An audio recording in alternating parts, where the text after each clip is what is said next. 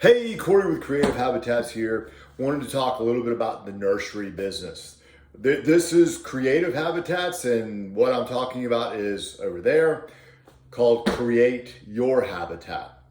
So there's a big difference between ownership and being an employee. And here's the pros and cons of the two. As an employee, you have the security of when you show up for an hour, you're going to get paid for an hour. As an owner, a lot of times you put in a lot of work and sometimes your employees make more money than you do.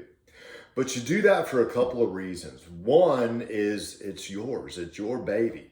I know from owning a business, there are times where I put in a lot of work and I haven't got paid for it, but this is my baby. This is what I own. This is my creation. And there's a lot that comes along with that, a lot of pride that comes along with that. But unfortunately, pride does not pay the bills. Here's the payoff though. If you are an exceptional employee, the boss man goes, man, that guy's a little bit more valuable than the other guy. He makes me money. So you go, hey man, come over here. You're really good at this. I'm going to give you a raise. And at the end of the year, when that business has made, I don't know, $50,000 extra, boss man, owner man is going to come up and go, hey, thanks so much. We made extra money this year. And you're going to see, I don't know, a couple $1,000s. Boss man just made that extra $45,000. But the thing is, the boss man, the owner, took on the risk of performance. The owner deserves that. The owner deserves that because there are days when that owner didn't make anything. The employees were out there. As an example, in this business, when my employees make a mistake, well, I have to pay them to go fix that mistake. And I lost the money. As an owner, though, when I manage my people well, when I inspire them well, when I have brilliant thoughts, when I make sure my customers are happy, where I care that it's my business and it's my reputation, I reap the benefits of that at the end of the year or whenever. I reap the benefits because I can go out there at any time and do something and make pretty decent money on the weekend because I own this business. So there are pros and cons to being an owner versus an employee, but those are part of them. The reason why I do not want to set this up as hiring an employee is because as an owner, I can't tell my employees, hey, Ms. Peabody called, she's complaining. It's 2 a.m. in the morning and her irrigation just blew up and she now has a water feature. I can't call up one of my employees and go, hey, go out there and fix it. I know it's 2 in the morning. I'm gonna have to do it. I'm the owner and I'm not gonna treat one of my employees like that. So if there's a big storm coming in and we find out about it and there's $100,000 of inventory over there, I don't want to have to be the guy who goes over there and make sure everything is tightened up or whatever is necessary for that, just because I don't have the heart to call up someone and go, hey, I'm in my warm bed. I want you to go over there. I want you to fix that. As an owner, that's your responsibility. But on the other hand, as an owner that does an exceptionally good job at business and customer service, you as an owner need to reap the benefits of that. In getting this venture started, I've everything that I have over there in that nursery, it's money that I've made for the last 20 years. I will have about $500,000 tied up in the land. We got 300 dump truck loads of dirt. I have a good $50,000-$60,000 worth of dirt we put out there. I've put in months in clearing and gravel. So I've got a lot of money tied up in that, but it's all money that I've made a little bit at a time and I've invested in there. That's not money that if you go start a new business that you have to worry about paying up front. Actually, it's not really money you have to worry about paying at all. What I'm willing to do is for 6, 12 months or whatever, If you go buy $1,000 of plants wholesale and you sell those plants for $2,000, 1,000 minus 2,000 is $1,000. And conceptually, that $1,000 can go in your pocket. Now, I expect you to be a wise owner. I expect you to go, okay, I got to put $500 in my pocket because we got to buy a lot of beanie weenies for the next year. The other $500 I'm going to reinvest in this business because I want this in 1, 2, 3 years. I want this to be the most amazing business ever. Now, I don't want to very often look at those books and go, hey man, you're putting a lot of money in your pocket and you're not putting it in this. If that's your goal, then I don't want you here. I want whoever owns this to be responsible and say, I'm going to put a lot of money into this business. I'm going to get it up and running because ultimately I want to pay off on it. That's how a business has to be run. When we moved out here, well, for a long time, when I got my lawn business started, it was a one-room efficiency that at night I would park my lawnmowers and my weed eaters, and I'm amazed that I have any brain cells at all because I probably should have died of fumes. But that is the sacrifice I made. When we saved up enough money to buy the land that we're on right now, we lived in a little RV that's not even as big as my front porch. All of our house plants froze in the winter, and I was putting my money into this place right here. That's just ownership sacrifice. I've seen there's so many stories, particularly amongst the Asians and the Indians, where they came over here and they bought a gas station and they probably slept in the back room of the gas station, but eventually they had enough money that they could do better than the average guy.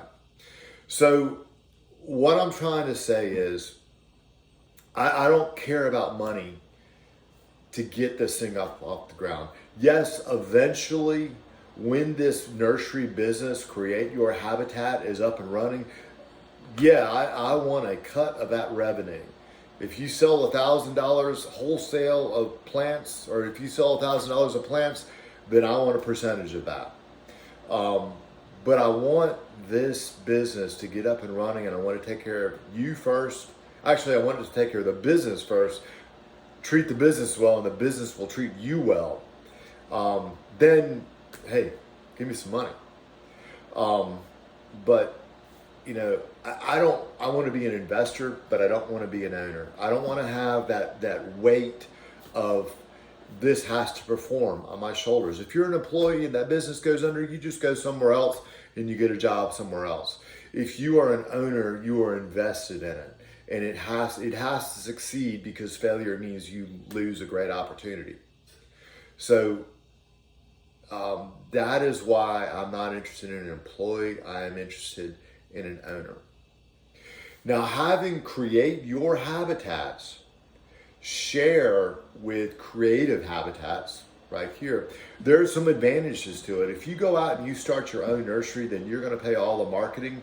If you need a skid steer, you're going to have to go rent a skid steer. You're going to have to go buy a skid steer. There are some advantages of having Creative Habitats Landscaping, I guess, be your sugar daddy to back you up. Because when I advertise, hello, this is Corey with Creative Habitats Landscaping. Watch this. Hello, this is Corey with Creative Habitats Landscaping and Create Your Habitat Nursery. Right there, the $500 a month that I spend on marketing my business, that was a 2 for the price of 1. And starting out, I'll handle all that cost. If I do a mail out, which I probably won't, because I've learned over the years that that's like worthless. But if I do some other type of marketing, whatever that might be, instead of just having Creative Habitats Landscaping, say Creative Habitats Landscaping and Create Your Habitat. Boom, 2 for the price of 1. So there's thousands of dollars in marketing that a new business does not have to spend, because Creative Habitats Landscaping picks that up. So again, there's some added benefits for this being a shared venture. One other thing, I am in no hurry to get this started. If you are truly interested in this opportunity, what I would do is I would begin to go to work, and instead of just having an employee's mindset, I would have a future owner's mindset. Instead of just being, hey, what do we do next? I would begin to think like an owner. I would begin to, I essentially be a spy, okay? And since if whoever takes this on, I assume that it's not from a local nursery. If it was, then I would have a really big ethical problem with what I'm about to say. But as long as Create Your Habitats does not compete with whatever nursery a person is coming from, then I feel completely like what I'm about to say is ethical. Spy in your business. Spy at the business that you're an employee at. Write down what is like the billing software they work. How do they process payments? What are suppliers they get things from? Just there's so many things on a day-to-day basis that you look at as an employee and you just go, okay, what's next? But as a future owner, you're going to look at and take it you're not going to see something that takes place and just let it pass you by. You see it as an educational opportunity so that when it's time to get your business, your nursery underway, you're not going, now, what was that supplier that has really cool topiaries? How do they do billing? What software was that? Do they have a bank?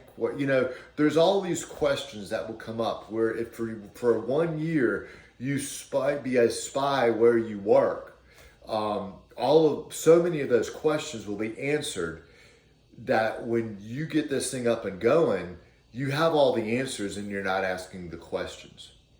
So again, just a quick review. An owner is probably not going to make as much money at first, but they're going to make a buttload more money if they are successful in the long run. There's a lot of advantages of having Creative Habitats Landscaping to support Create Your Habitat. And if you're not in a hurry to get this thing done and you're really passionate about owning your own business, then yes, I am a partner in that business. I don't want to micromanage. My part in it would probably be to go out and go, hey, I saw someone standing there for 10 minutes looking like they needed help. Maybe keep an eye on that. Or, hey, man, my wife was like looking at this product line that looks really cool. Here's an idea. Sell it. Go make money. But I don't want to micromanage. I don't. I have enough going on with Creative Habitats Landscaping that I do not want the added burden of being the main business owner across the street. I don't want that. I don't need it. I make good enough money, and if I get something else going, it will affect what I do now. Too much work is just as bad as not enough work, and work that I cannot focus on doing extremely well ends up being costly work. I have unhappy customers, and that in the long run damages my reputation. So I do not want to be the big grand poobah of Create Your Habitat. I want to be a visionary. I want to be an investor. I want to be a guide on the sidelines that says, what do you think of this? But if you're successful and you're making people happy, you're making this name right here, you have to make this name look good. Because that's another part of my strategy on this. You have to make this name look good. This is where I'm going to make my money. So take this into consideration. If anything that I have said perks further interest in you, let me know. Thanks. Corey, Creative Habitats Landscaping.